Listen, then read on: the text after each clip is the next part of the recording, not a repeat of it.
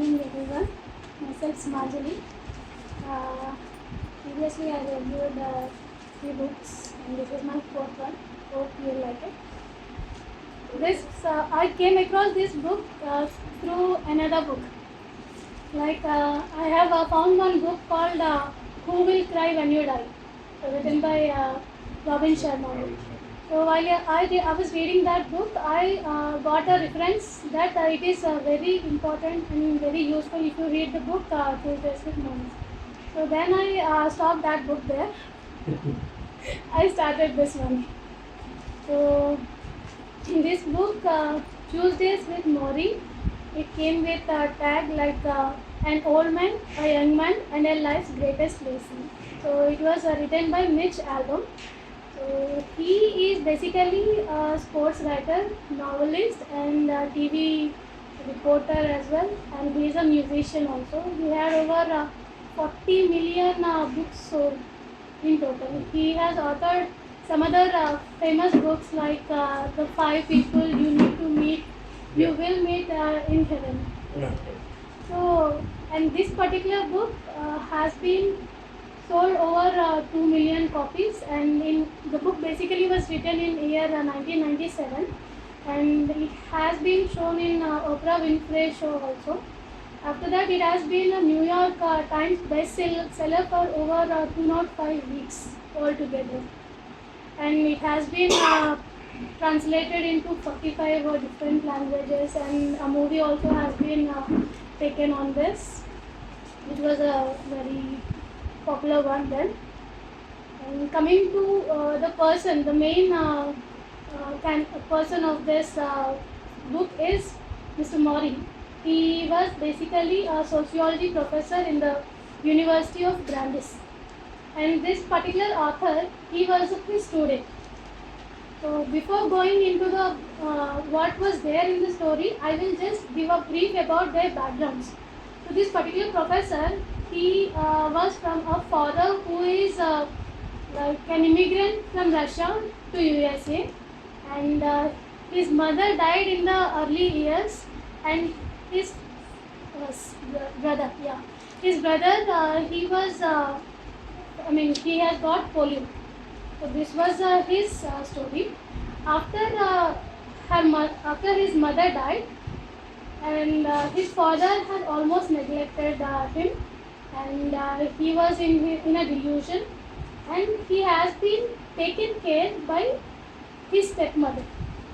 So she used to give him the love, and of course they are very poor, but in whatever the poverty they have, they used to have only single bread in a day, or very meager situations. But in spite of all that, he used to wait for the end of the day for a little kiss from his mother. So that kind of emotional connection he aspired for. So that was his background. And after that, he worked in a mental hospital to assist the people over there. So by going all through this, by seeing all these people's different behaviors and all, he had got a fascination towards sociology, human behavior. So he has become a sociology professor in the university. While coming to the author, this Mitch Albom, he is basically a very young person who has been into the university 1 year before. Whereas this university professor, he is older than the regular professors, but they have got a good connection over there, and they have been very the relationship between those teacher and student, they used to be very good and amicable, and they used to discuss over many issues of life. So as a process, after he has graduated, he has told Maury that, sir, I would be coming and I would be meeting you in a few years, I would be in touch with you. But he eventually will fall in the cycle of life, and will become very busy. On the other part, Mitch once would get a very fatal disease, that is ALS, that is amyotrophic lateral sclerosis, which William Hawkins also was having. Slowly, everyone. It will. Stephen Hawking. Yes, Stephen Hawking. Stephen Hawking. So it will eventually paralyze your nervous system, and you won't. You can't move, and you will face a slow death. So that was the situation in which the professor gets into this. So one day, this entire episode would be shown in a TV show where the person, where one TV anchor will showcase the series of events that this professor is going through. That's how Mitch Albom comes to know about the status and the condition of the professor, and he wants to meet him. But immediately after knowing that the professor's condition is this, the professor started thinking, so do I wither with this kind of disease, or do I find a meaning to my life? So many of the people, after finding out that they are in this fatal situation, so their morale will eventually drop down. But he has questioned himself, like, do I wither with this particular disease, or do I make a change, and do I make a meaningful come out of it? There is no way of coming out of it. How will I spend the life and the little amount of time that I am having? So this is his perspective. He started making one group of people. He started calling people, like, if at all, he asked people, if you wanted to be helpful to me, or if you wanted to show any love or affection to me, don't sympathize with me. Instead, you please come, please talk to me, please share your problems. I will listen, I will help you out, but don't sympathize with my situation. That is a big help I wanted. So people start coming, the people with whom he worked with whom to whom he has taught, and the people from that mental hospital where he worked, the people who he cured, and he had one NGO as well. So like Greenhouse, where he tried to improve the mental health of people, all the things. So that kind of environment he has created with him, but he is having the pain inside, but this is the situation. So on the other side, the author, Mitch Albom, he will think that I will meet my professor one day, but as a regular person, he will forget that, and he will be in his regular job. One day he comes across the professor while he was sitting on the bench or somewhere, and then all of a sudden he comes and meets the professor, and he gives him a assurance that, yes sir, I would be coming once a week and visit you. Okay, then Tuesdays we will meet. That's what Mori told. So their journey for next 14 Tuesdays starts from there. So every week, every Tuesday they will discuss one new topic. So in total there have been 14 different topics like world, feeling sorry, regret, death, marriage, our culture, and loving, which is important in life, about dying, about perfect days. So all those things they will start discussing over a day, over every week. In fact, it is very good. Okay. So I'll start with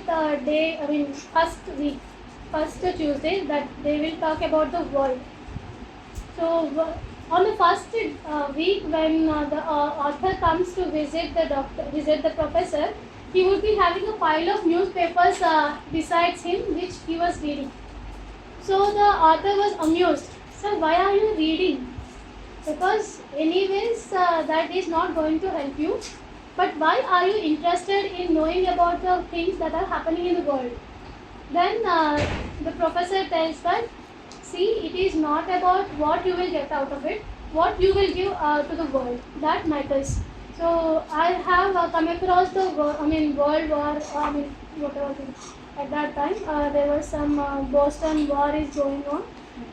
So So after seeing their situation, he starts crying. See, your situation is like this, and you are crying for others' miseries. So what is this then? So then he says that, see, one author told me that love is the only rational act in the world that you have to do. So you better embrace love and compassion for other people. So you better learn to see the world differently. However, many of the people around the world, they go just very busy with their works, like half sleep, in a half sleep. So they don't know why they are doing, they don't know what they are doing for. So we are in a culture where people are always told to be busy, but we never stop and we never look back to ourselves, which our culture has failed to teach us. Mechanical way of life. That needs to change. And on the second Tuesday, they will talk about feeling sorry for that. Feeling sorry about what? Feeling sorry about yourself, basically. Because the situation of the professor is very poor, and he will eventually have the feeling that why did I get this in first place, and how am I gonna face all this? So all those things I will have. Everyone will have their own problems, and they also need to. You just better not avoid all those problems and emotions which you are getting, but embrace those emotions. Feel that, have a self pity, feel sorry for yourself, but put just little time for your self pity in a day. After that, you just move on. Don't keep rolling yourself in those emotions. Just have it for a while and then move on to the rest of the day. That's what he told for the second Tuesday. And regrets. In the third Tuesday, they talk about regrets and death as well. What they told is, if today is my last day, so what would I focus more on? See, the biggest challenge is not dying, accepting the death. That is the biggest challenge one must understand. So we all try to live, but if we know how to face the death, and at the moment of death, what is the thing that comes to your mind? Your career, your money, or the wealth you have accumulated, or the new cars, or the new sports? Nothing. So what you will feel is you wanted to be embraced, and you wanted to be loved, you wanted to be cared. So those are the things which matter in life. So if you know that if this is the last moment of my day, my life, so would you look back and see that yes, I have accomplished everything? So no one knows which is our last day, right? So if this is the last day of mine, so how would I feel? Am I ready for that? So that particular question everyone must ask to themselves in a single day, in every single day, and accordingly, then we must prioritize what we wanted to do in our life. That's what he wanted to suggest. And family.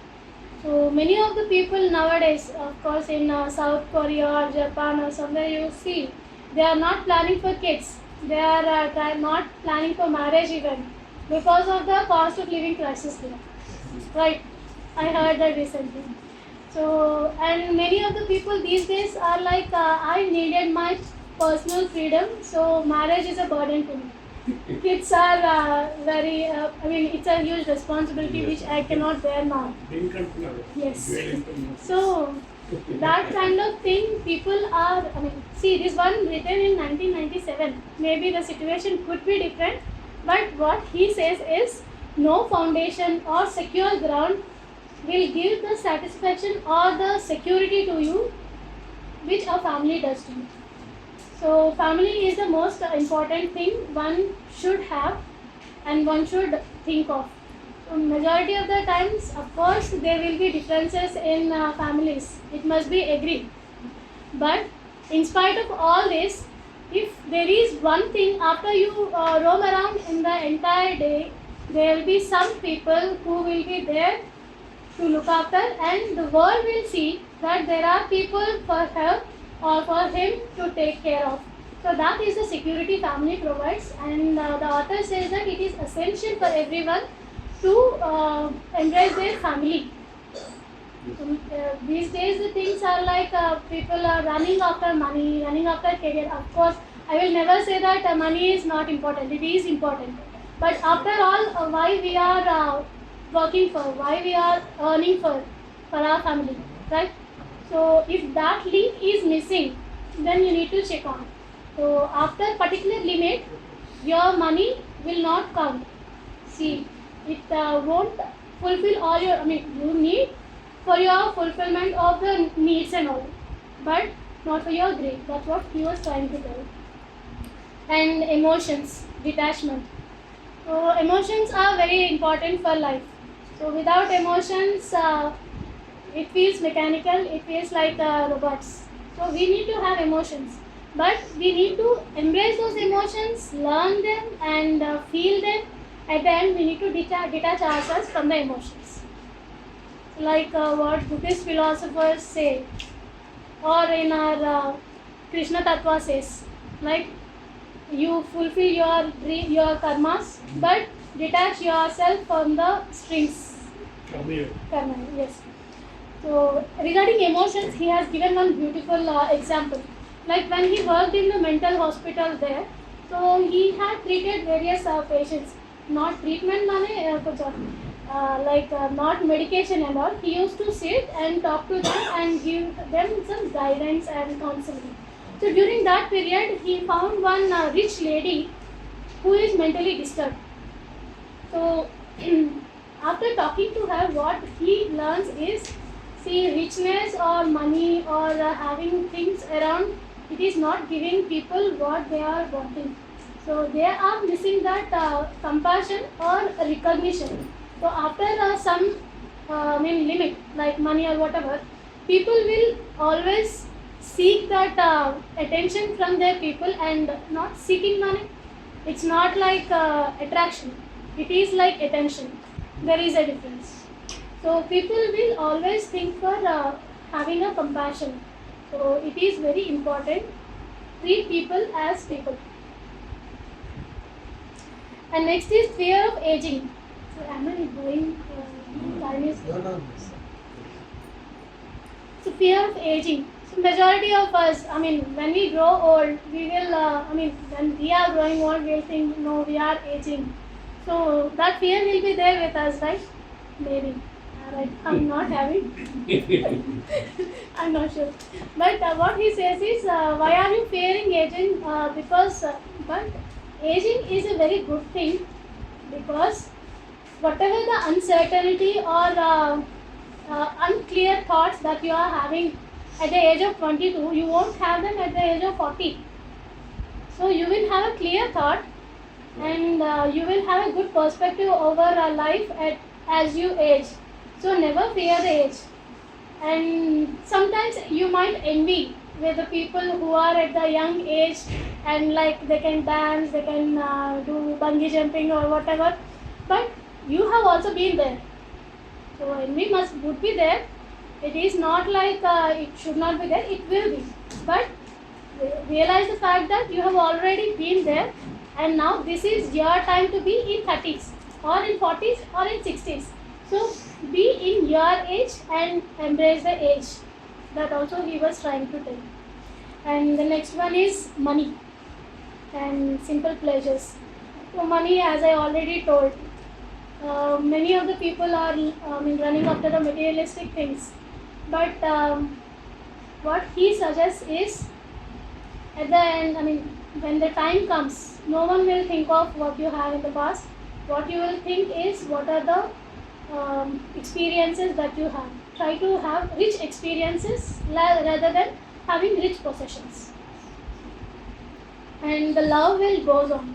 Love goes on, after you die.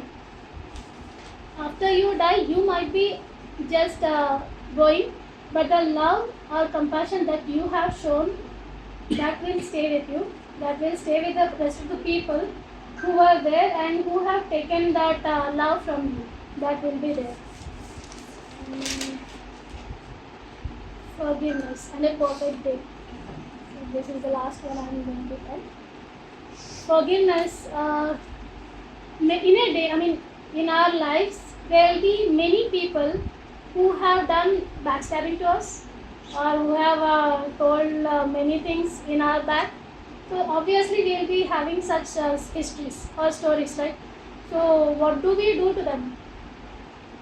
Do we have a grudge over them? Do we do the same backstabbing to them? Or do you hold that hardships with you? So that kind of things will eventually deteriorate your health. So it is very important for you to learn the art of forgiveness. So they told us, okay, if this is a situation, you try to be in a better position, or you try to be in a safer zone, but you better forgive. Learn to forgive who has done bad to you. That will may or may not help them, but it will eventually help you. And a perfect day. So the last but one he was saying is, what is the perfect day you wanted to spend? So jot down a list. So what the author told was, I'll spend a day in the sunlight and have a walk in the park, and I'll enjoy the colors, I'll enjoy the birds, and at the evening I'll dine in with my friends and group of people, have a chit chat, and we'll have a beautiful sleep at the end of the day. So this is a very simple and very normal day which he is aspiring for. So after going through all these things, like your career, your families, all the things, what finally you will feel better is, you must feel better is a simple living and a happy life. And he told that nothing gives the happiness that of having kids. So it is very important for you to raise the kids, because you cannot give the love the way you give it to your kids, like the way you give it to your friends or your lover or your family or anything. So he tells that kids are beautiful things which you can invest upon. That one thing he told. And in this entire 14 Tuesdays period, his health will deteriorate like anything. So on the last 14th day, there will be nothing. So it will be just like bidding goodbye to him. So he dies on that particular day, and no, he will not ask for much possessions or nothing. Very simple thing. And before all these things, he tried to have a living funeral. In between these all the things, what he did was, at the early stages of his ALS, he went to a funeral of one of his friends. There people started saying very, very good things about, very beautiful things about the person who died over there. So what is the use, he thought. So after I die, anyhow people will be telling all the things, but I won't be there. So I'll do one thing, I'll call all my friends. So I'll conduct a living funeral. So in that way, he has organized one living funeral as well. There people used to come, and friends, everyone used to come and tell all the good things about him. So in that way, after that, he used to listen to the problems of others, and he used to give them some solutions or console. So that way, he has been developed a cocoon of human culture. What he also told is, earlier I told, like culture. Our culture doesn't tell us how to be happy, right? Our culture always tells us to run after one goal after the other, one house after the other, one car after the other, like that. But we have to, if the culture doesn't give you what happiness is. See, of course I am dying, so I am unhappy. But there are many people who are coming to me who are already unhappy even by living. So what is the point of being living when you are unhappy? And if your culture doesn't teach that, change your culture. So he has created a culture around himself that his culture includes talking to people, being compassionate, and having interactions with others, and working in an NGO or all the things. So he has created a culture of human interaction that through his life he was trying to tell us. So with this I end, and this was the book I read on my New Year. So that was the New Year resolution. So that was a very good start for me for this year. The author told that the book has changed him a lot because his brother, he was also suffering from fatal illness, and he could not talk to his brother. Later on, he has understood what the situation, what a person goes through in this kind of fatal, condition, fatal illnesses, and he understood that he wanted to be left alone, and he did that. So, and the author also changed his way of life because, see, after all, we behave in the way we behave because what we have gone through in the past, right? So in the case of author also, he wanted to be a pianist. He wanted to play piano, and he does that. But there comes a time when the person who taught him the piano and who has directed him in the way of life, that particular uncle, he had a fatal illness, and he dies. So in order to avoid that loss, in order to bear with that, this particular person stops the piano and he goes into another this TV reporting and all, and he works like hell. He was not ready to have a kid, have a marriage for almost some years. And after meeting with Mori, and after going through all these final thesis which they call, he has changed his perception towards life. And my review over the book was awesome, and it is around like 167 pages. Small. Yes, very small book, and it's a good read. Maybe it will help you change your perspective. It actually helped me in one way. Like I used to be like hustling with life, like accomplishment after accomplishment, like realism. So it's not always about accomplishing and proving yourself. It is about living and loving. So that thank you. Wonderful. Very deep.